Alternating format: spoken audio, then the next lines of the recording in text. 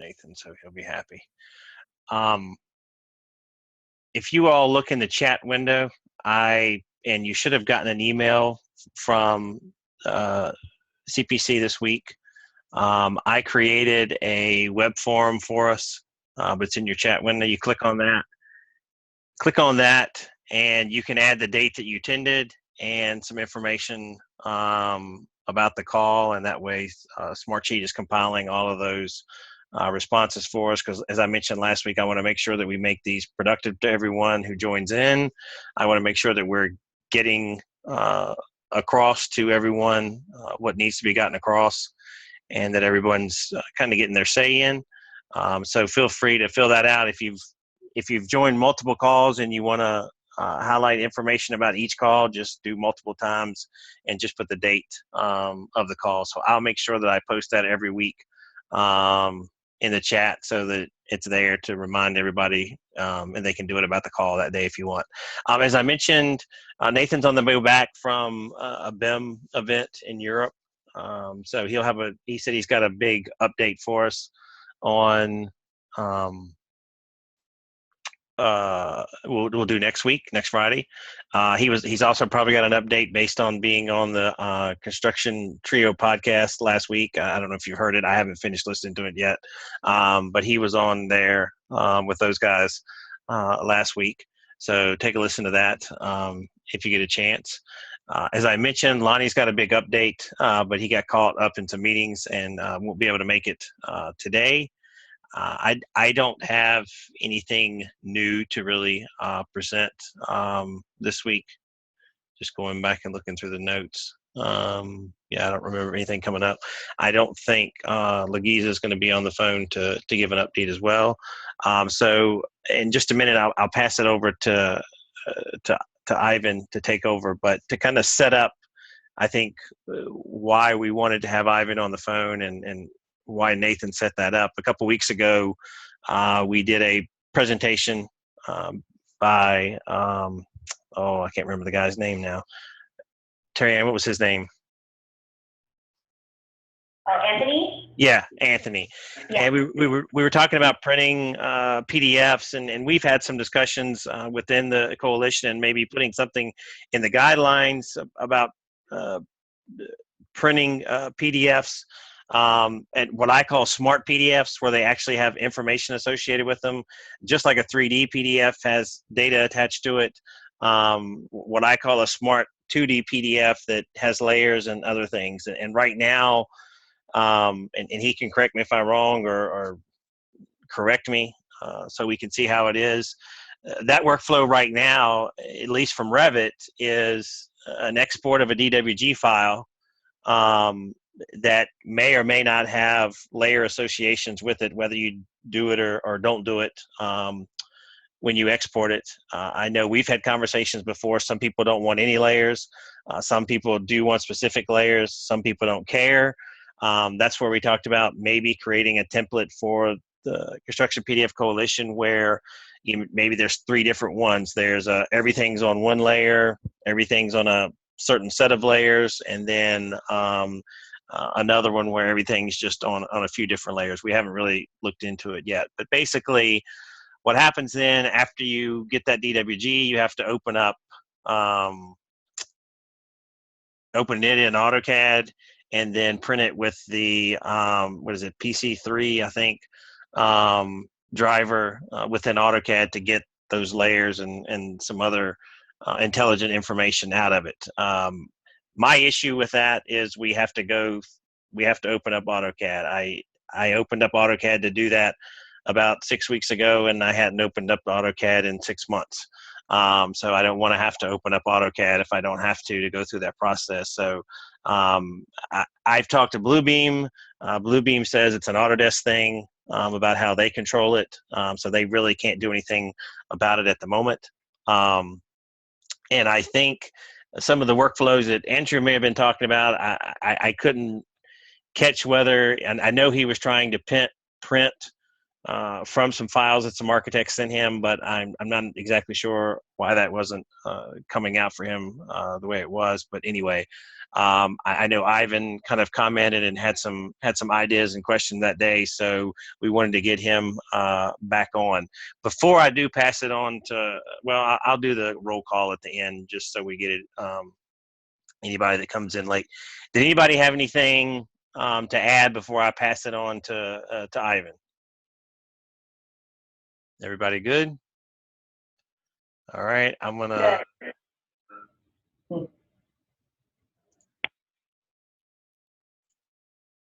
I'm going to stop sharing, and Ivan, just go down to the bottom and hit the green to share, and you should be good to go.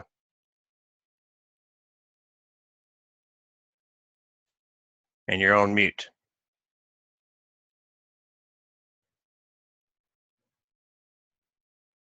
Better? There we go. Yep. All right, so a discussion that I had on that meeting was to successfully create a workflow where the exported PDF from Revit keeps some of the intelligence that's required to be able to manage documents for construction purposes.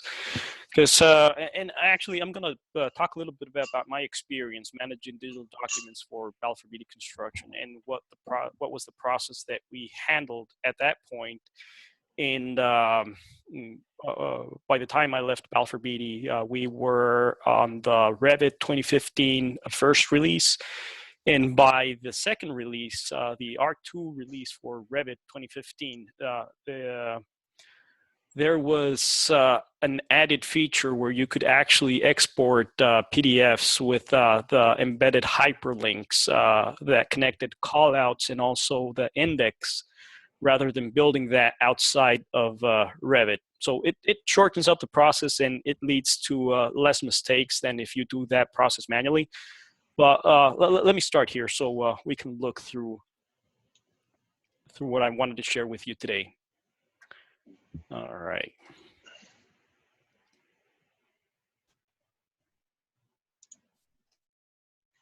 Bear with me 1 second. Share screen. You should be able to see my screen now.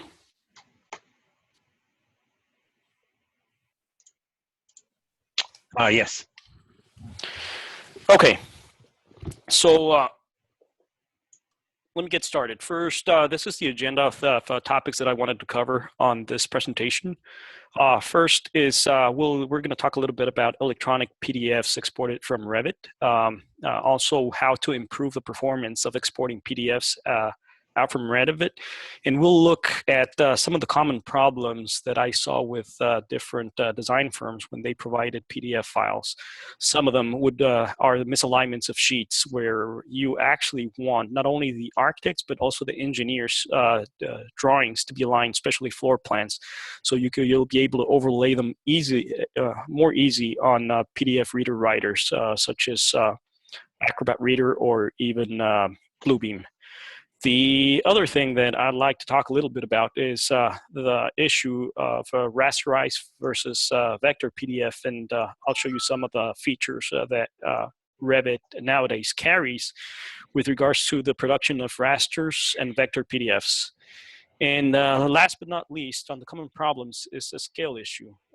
Multiple architectural firms and engineering, if they don't talk to each other at an early stage and they don't set up the ground rules, you're going to get drawing files that are not produced on the same scale. You might have a bigger scale from the architects and smaller scale from engineers, and when you want to do overlays, that becomes an issue. You can correct those problems with a PDF reader writer, but eventually when you want to do a batch process and you're not certain that all drawings contain the same scale, then it becomes an issue. And also I'd like to talk a little bit about the changing phase of document control in where the industry's heading.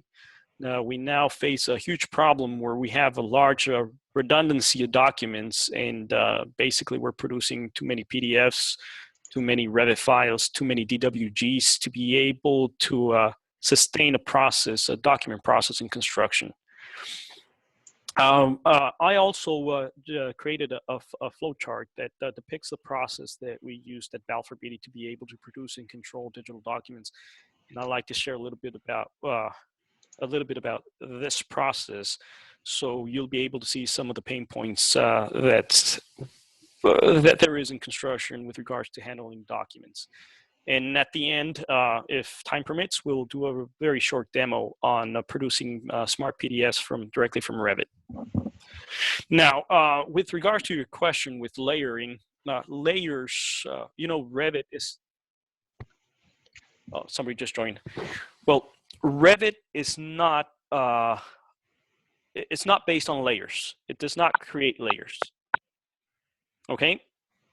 You're able to actually export to a DWG, and you can do a setup of the families and export them to specific layers when you're producing a DWG file. And converting that DWG file to layers allows you to do the layering on a PDF file. So the process that you just mentioned, it does work if you convert it to a DWG file. You don't have that same level of control of layers on Revit. Revit works in a different manner. All right, so what's the advantage of printing PDFs directly from computers rather than scanning? When you produce an electronic PDF file, as you all know, you are able to create a table of contents that provides easy navigation through hyperlinks. One of the things that we mimicked at Val3D was the creation of this hyperlinks on the index sheets to be able to create this easy navigation. We were trying to mimic the way that superintendents and engineers actually navigated through the documents, through the paper documents. So the adoption of electronic documents was a lot easier. And there was a very big acceptance of managing documents through PDFs. Actually, well, this was implemented on a $150 million project, which successfully actually ditched paper documents. Now, the other thing that it's imperative of having smart PDF documents is being able to hyperlink markers, sheets, and actually callouts from sheets. Now, to be able to achieve this, you have to install a proper PDF print driver.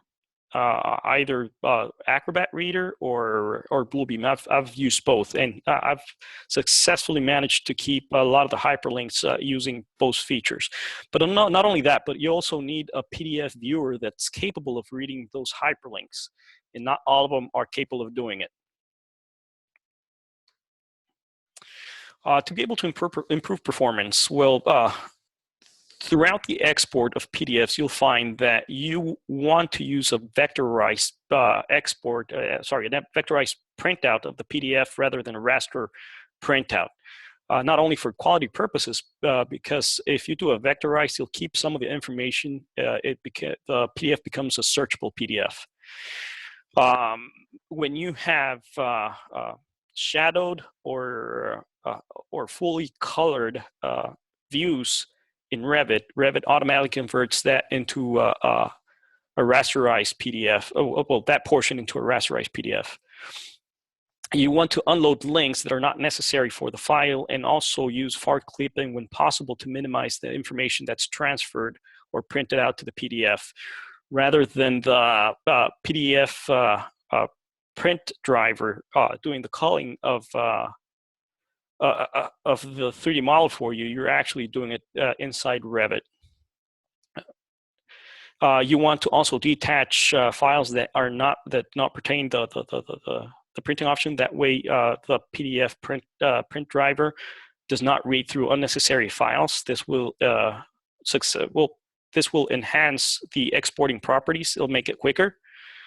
And also, when you're doing export, I found this. It diminishes a little bit of the production that you might have from the person that's actually exporting, but I would suggest also avoiding opening other applications, because it will substantially eat up resources from your computer and will slow down the process. All right, so let's talk about the common problems. What you're looking at right now, it's a printout of a floor plan from a PDF from Revit. When you look at it, it seems to be the same production. And I saw this on several instances during construction projects where the architect modified the alignment for any reason from the views inside the page layout. And when you are doing batch comparison and trying to look at the differences between a revision set, it becomes a huge issue. So what we did at the beginning of production drawings is we coordinated with the design firms to be able to look at setting up the drawings properly. So if you take a closer look, you're going to see that the alignment on this grid, let's see, the alignment on grid is completely different from this alignment on grid. So when you do a comparison, you would have to use, you would have to realign the two drawings to be able to do a comparison between the two drawings inside the PDF reader writer. If you're running on Bluebeam and doing and using the compare feature, sometimes it can automatically pick the alignment, but on a lot of the times I had to use the 3-point alignment with Bluebeam, which actually becomes an issue when you're doing a batch comparison, because you'll come up with a very huge array of results. And the solution's not that complicated. If you set up the ground rules and the architects and engineers coordinate a guide grid when they're producing their PDFs, then they can actually align the grid lines to a specific coordinate within that guide grid in Revit. The other thing that I saw happening, but this is not a too often error or mishap during the production of PDF files, was that the engineers usually modify the paper placements for them to be able to print paper print their PDF files. And this becomes an issue because this also misaligns the documents when you're trying to do a batch comparison. Now let's take a look at Rasterize versus Factorized. And this, when you're doing a sheet comparison between a vectorized PDFs, the outcome or results from that comparison is extremely accurate, and it actually show you the exact changes from revisions. But when you compare, when you compare vectorized, you get accurate readings. When you compare rasterized PDFs, then you're comparing pixels. And when you're comparing pixels, you're not going to get a lot of the times you get a lot more than what you need when comparing them, because you need to set up a level of detail for that comparison, which will not only show the results of the changes, but will also show results that might not be meaningful for the analysis that you're trying to perform when comparing two sheets. If you take a closer look at the sheets, you're going to see that this on the right side is a rasterized PDF. And you'll see that there is missing information. And if you continue zooming in, you'll see that some of those pixels will appear. But when you do a comparison, this becomes an issue because the level of detail is less on a rasterized PDF. Now here on the top, you got the option when you're setting up your PDF print. Ivan? Yes. Sorry, can I ask a question? Why does anybody do raster then? What's the reason? The reason for? Yeah, why is it even an option? If you want to rasterize the process? Yeah, like, I mean, if you're losing the quality, why would people want to do that? Does it enhance something else? Usually I've seen this happening when they do renderings, when they have a lot of renderings on the PDF, rather than going through through Revit, doing the process to identify those renderings and rasterizing those portions. They rather rasterize the entire page. Oh, so it's faster doing it with raster than vector. It's faster because you don't leave the computer to try to identify the renderings inside the sheet, but you rasterize everything. Make sense? Got it. That makes sense. Okay, cool. Thanks. All right. So another problem that I see happening with especially with subcontractors when you're trying to also do comparison is that they tend to change the scale based on documents provided. Either they do a smaller sheet you can actually fix this in the PDF reader writer by setting the scale of your drawings when doing comparison. But it loses its accuracy. Documents are not going to be set on the same grid, on the same coordinate on the page, which you will have to realign. And the other thing, if you're doing the same thing, a batch comparison, which is what you want to try to do in order to not waste time doing sheet by sheet, it diminishes the efficiency of the person doing this comparison. So same thing, a lot of people, well, this is a back and forth, and this is probably things that you don't want to see, that people start using this fit page. And reason for that, that's going to completely change the scale. You're going to have something that you're not going to be able to set an accurate scale on the page. All right, so let's just discuss very briefly the changing phase of document control. As you're aware, I don't know how many of you guys actually did paper documents back when everything was produced in paper and we didn't actually use PDF.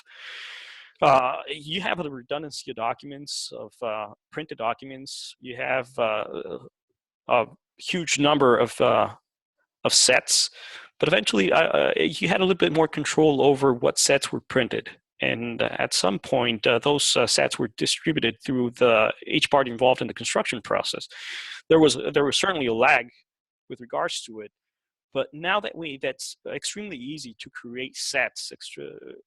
You have a redundancy of documents. At the end of the day, a lot of the times, when you're completing the project, it's hard to identify which is the valid set, or if you have a document that was issued, emailed, and it's not the most current that you have on, let's say, your cloud server or on your local server where you're actually hosting the handover documents.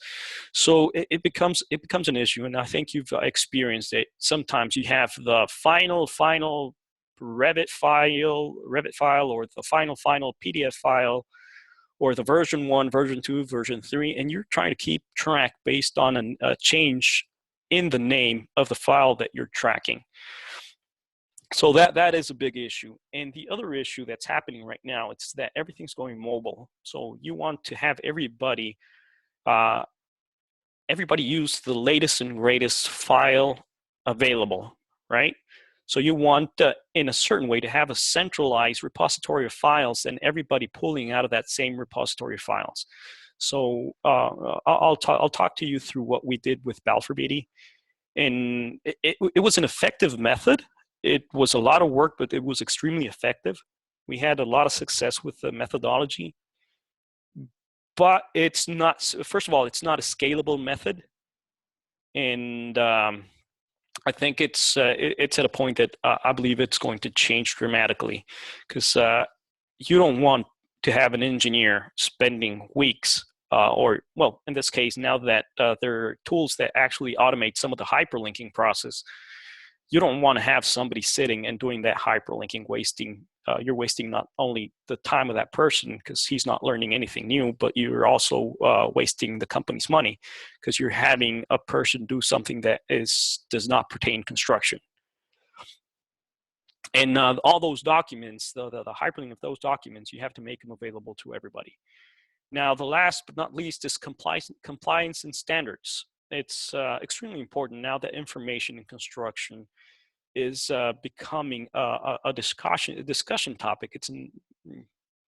If we go back into when we delivered paper to the owners, you were delivering boxes of papers, binders, and all those boxes and papers that were eventually put in the storage room, and they were forgotten. And you had the operation maintenance teams rebuild from scratch because the documents that were handed over to owners actually didn't work as facility management requires document to work. Now that we're on a digital area, we're actually producing digital documents. Now, a lot of people are more concerned on producing smart PDFs, readable PDFs, searchable PDFs. But we're falling into the same thing that we're producing a handover documents to the owner, where we're actually producing a thumb drive with information that's not related or connected in a way that becomes a lot more meaningful for operation maintenance, which is the biggest cost on a project for an owner. It represents 75 to 80% of the cost of the life cycle of a project. So we're producing a thumb drive that eventually, instead of putting it in a storage room, they put it in a drawer. And you have the same facility management team recreating the information and setting it up in a way that it becomes a little bit more useful for them.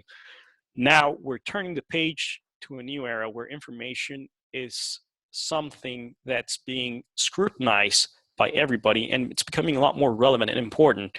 And this information needs to be smarter. As you mentioned, some people like to work with layers, like to turn on and off layers. But I think more important than that is how information is interconnected between each other. So if you're searching for a specific topic with regards to what happened on a project on a specific date and what cost was associated to that, or even if you're looking for maintenance for a specific item, that should be extremely easy to find by the people that are eventually going to operate the facility. Sorry. So technologies that are used today to be able to control documents, we're moving into a cloud-based collaboration effort where everybody is looking for the right solution in the cloud. We as Balfour Beatty, we used to use box.net. Eventually we switched to Ignite because it provided better security features. And but it's a third-party application. We used PDF software, PDF reader writers, and we also had additional field applications.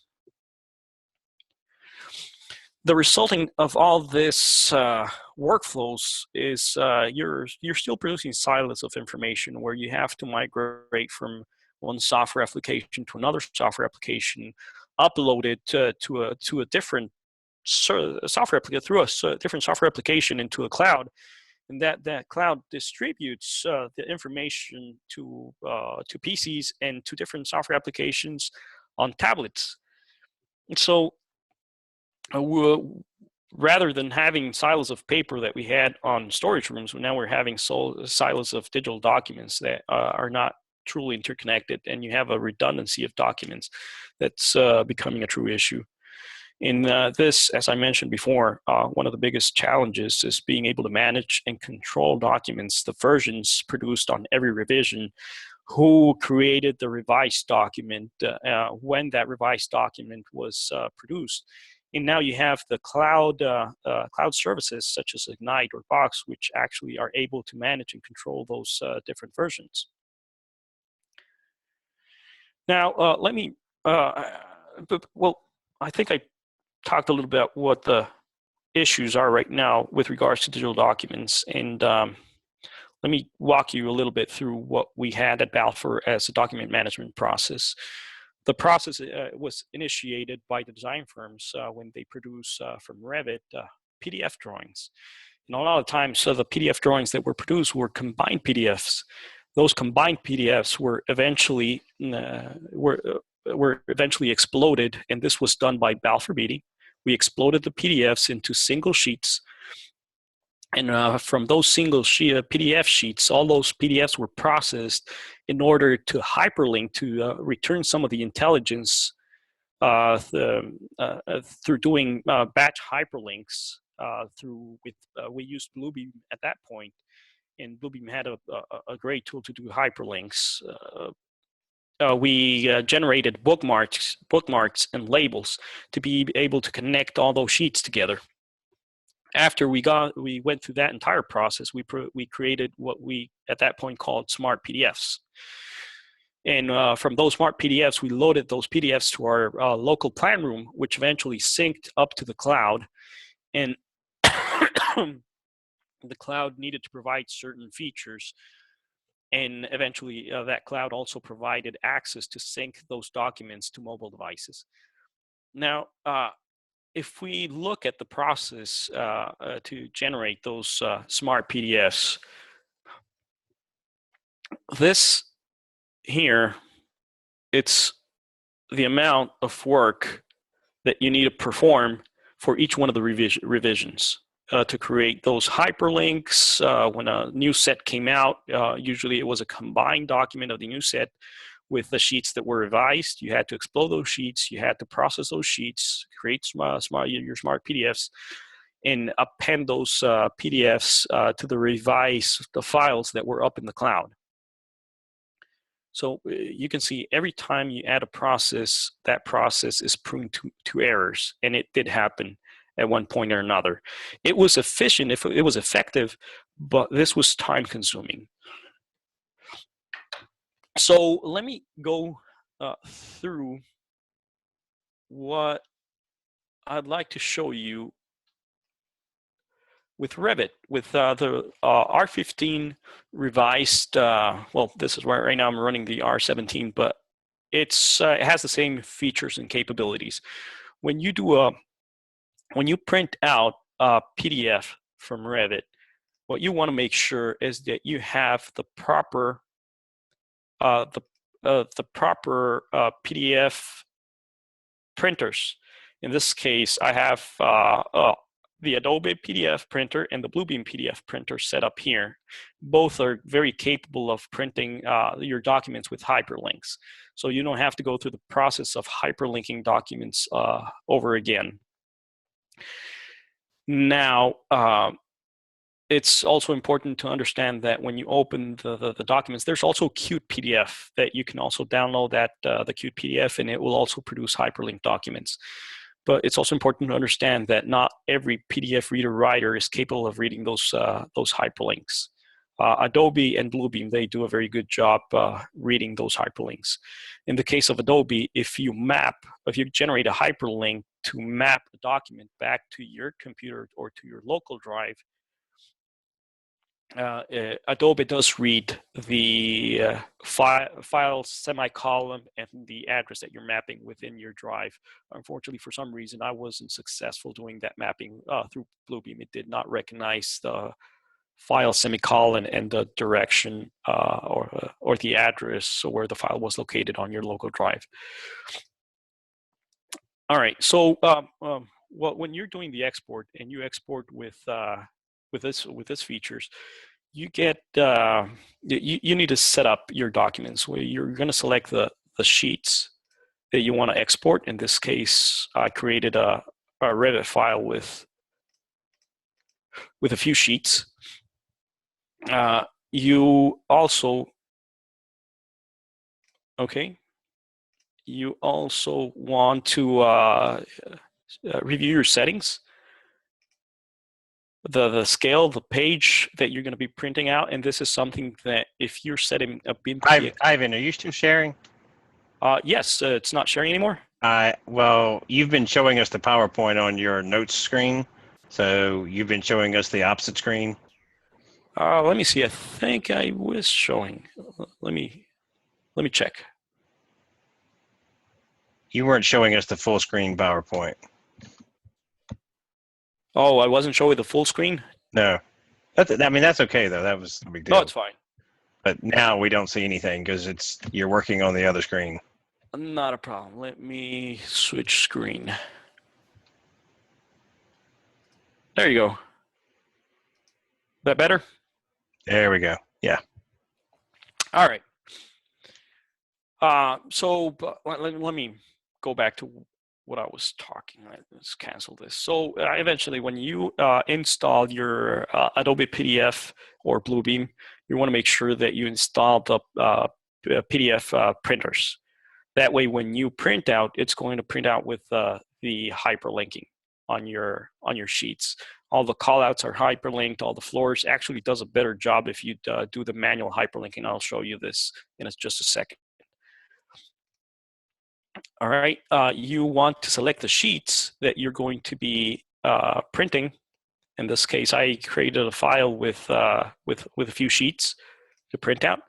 You want to do also the setup of selecting the page size based on the scale that you have on your layout, and just avoid this. On page, you want to zoom it to 100% size based on the scale, so we'll print on the proper scale. And here's where I showed a while ago, if you were going to do a vector processing or a raster processing. In this case, when you have rendered image, a lot of rendered images on your sheets, a lot of people tend to use the raster. That way, the software is not trying to identify where you have where it needs to rasterize and where it needs to vectorize, and the process a little bit quicker. And what I usually do, or usually did, is I enable this link. It's usually always turned off. It's view links in blue. It helps out identifying where you have those hyperlinks on the sheets. It makes it easier for navigation. All right. So I'm not going to export it here. I already had it exported. That way I don't waste your time waiting for this to process. All right. So, well, before I move out from Revit, let me very quickly show you when you are organizing your drawings or your layout on a sheet, right? You want to make sure that where's my, here. That you use, that either you create or generate a grid that you're going to use as a reference to be able to locate your file. And if you provide the same grid to if the architect provides the same grid to their engineers, then everybody can use that grid to align specific grid lines. And the purpose of this is that when you're doing sheet comparison, you can actually do a sheet comparison or an overlay of sheets with your architects, your structural engineer, and your MEP guys. And this becomes extremely important, not only to be able to coordinate with those different stakeholders, but also to better be able to understand if you're looking at mechanical versus structural, and you're able to overlay both with different colors. You're going to see that in some cases you might find differences based on the level of completion of each one of those different releases. And you'll find that sometimes the MEP engineer has a version that's a lot more updated than the structural engineer based on changes from the architect. In let's say they shifted a column and you don't see that column shifted on the structural side. It does happen. And I've seen those cases where you have a more complete file from the mechanical engineer than from structural.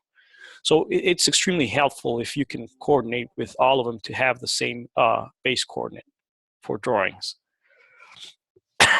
So let me move into the PDF. All right, so this is exactly what I printed directly from Revit. I didn't do any changes, modifications, didn't go through a hyperlink process, but I did a direct printout. And if you look at it, all those hyperlinks are active. It was generated directly from Revit. And if I click on each one of those hyperlinks are mapped back to the pages where they're created. And another thing, that when you do the hyperlinking through Bluebeam or a PDF reader writer, or even through Adobe, I've in some cases used SmartUse that does the automated process of generating those hyperlinks. This does not create this hyperlinks over here, right? This was everything created directly through Revit, which makes it easier to navigate. Let's see. I'm sorry. Now, same thing with the index. Let me open up the index sheet. This is also a very short example that I wanted to show you. Through Revit, if you look at this, this was created as a property inside Revit. You can actually shorten out and automate the process of generating this hyperlinks. In this case, I just did a copy paste the hyperlink directly from the cloud service that I was using. In this case, I was using OneDrive. But if this hyperlinks were created through Revit, and when exported to PDF, it retains those hyperlinks. And this is the same thing. Unfortunately, for some reason, this is something that I didn't find it to work on Bluebeam. It does not recognize this type of link. On the other hand, Adobe does recognize this as a link. So if I click on any of this, all right, let me move this. It appeared on the different screen, so let me grab this so I can show you. So it's going directly to the cloud service, and it's searching for that sheet, and it opens that sheet directly. So you can use, if you're using a specific cloud service, you can generate those hyperlinks, provided access to it with, if you want to set up a password, and that link can guide you directly to where that those hyperlinks are.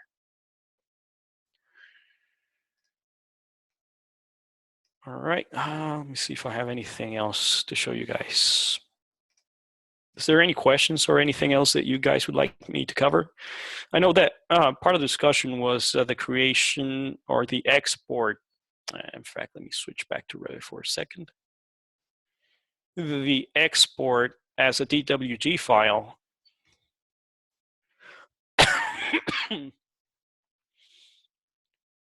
All right. Don't save. Okay. When you export as a DWG file, you're able to set up the layers on how you want to export. And based on those layers, when you do a print through AutoCAD, then you can control layers. But as you see, it's Revit manages categories. And inside those categories, it manages different families. So you can convert those categories into layers by setting up your layers if you want to turn on and turn off layers. I don't know of any other way of doing this rather than exporting directly from a DWG. But at the same time, I never had the instance where I actually required or needed to use layers inside the PDF reader writer. Yeah, it can be a very valuable tool for people, Ivan, to be able to use layers. And I don't really want layers per se. I mean, just like when you create a 3D PDF, you can use the navigator, for example, in Bluebeam, and you can turn off walls, you can turn off doors, you can turn off, any type of component that Revit pushes out. And I'm looking for some type of functionality directly out of Revit like that. It doesn't have to go to layers.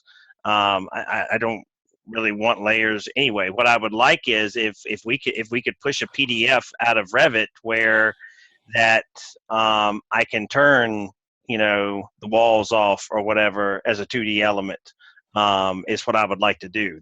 That's the only value in what I'm saying about a kind of a smart 2D PDF. All right, it's it's like having a DWG or a DWF file. Actually, it's like having a DWF file. On the DWF file, you can actually do those kind of. Exactly. All right.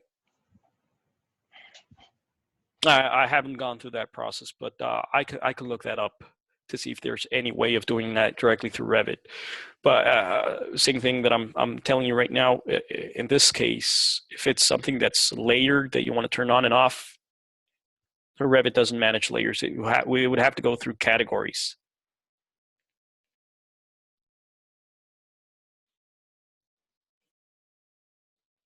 Is there any questions or anything you guys would like me to go through?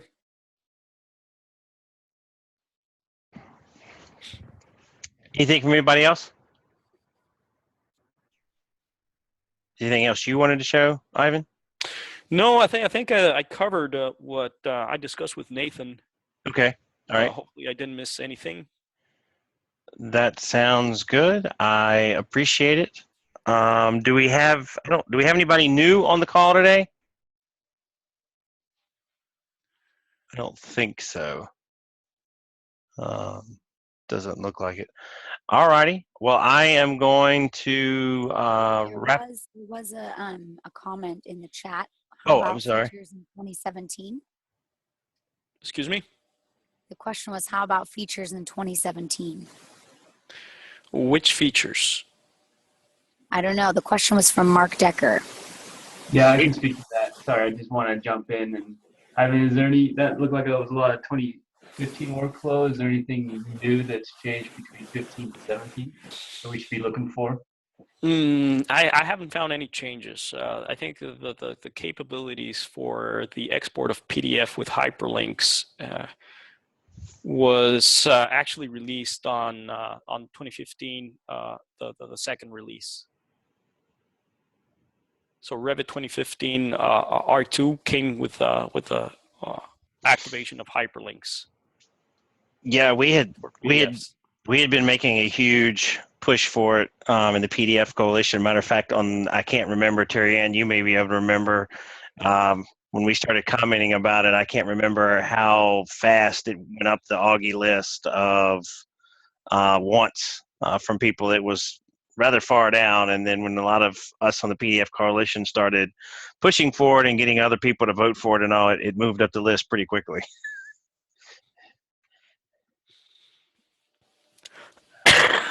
So that was a great new feature. I remember when it came out and released too.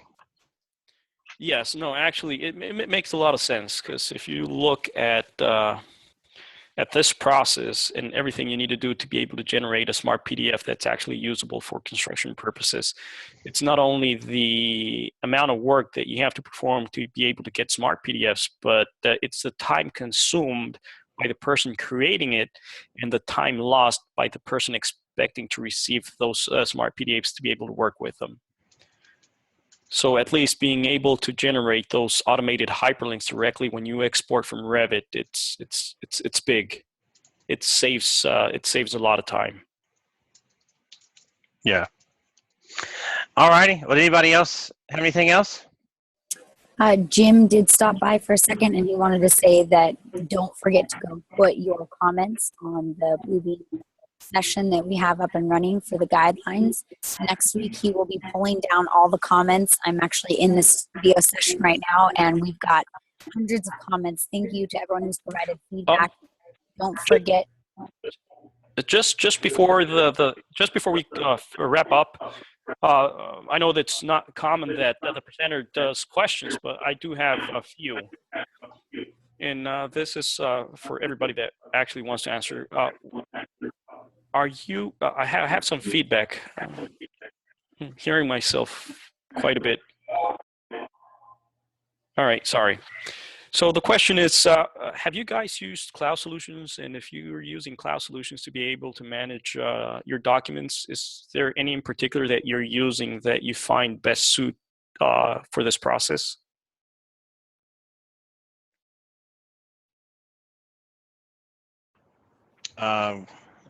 On the owner side, we've used Box, we've used C&G, which is a document management system. We've also used Ignite and two other document management systems that have mobile and cloud capabilities. Yeah, same. Box, Dropbox, ShareFile, and Bluebeam. Okay. So let me ask another question then. So based on what you're telling me, you used a process similar to the one that's depicted right now on the screen by creating or hyperlinking, bookmarking, labeling, extracting information before posting all of those on this cloud service provider. Would that be right? We do all of our workflow in Studio, so we have it all just in the cloud and we work in the cloud. But we do use the cloud-based storage for some of our workflows, yes. Yes, but you go through the process of generating the hyperlinks, bookmarks, and labels and connect information together. Correct. All right. Just want to have a better understanding. Because what I've seen so far is cloud providers such as Box, Ignite, they're great to be able to store documents, but I don't see them the best solution to be able to manage documents. And I've gone through this back and forth for several years, especially with Balfour, where we're trying to not only look at security, accessibility, and document control, but there are specific instances where you need a little bit more for construction purposes for the construction industry. Now, those cloud solutions are very generic in nature, where it actually works not only for construction, but for other industries. Would that be right with you guys, that assessment?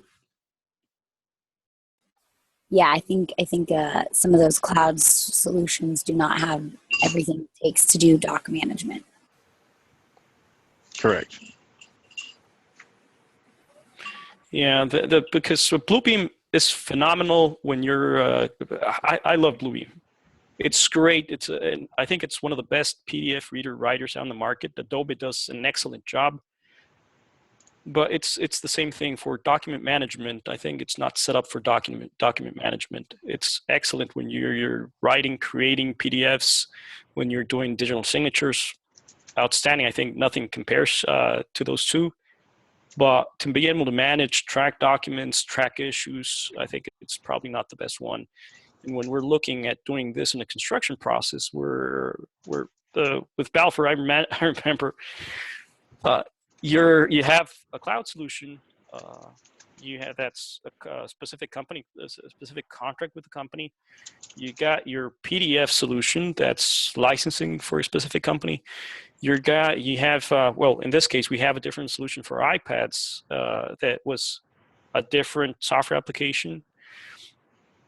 So you're managing the process through multiple applications that eventually, as you guys know, too many hands on top of one thing, it's prone to error. You'll have issues at one point or another. You try to diminish those, but it does happen.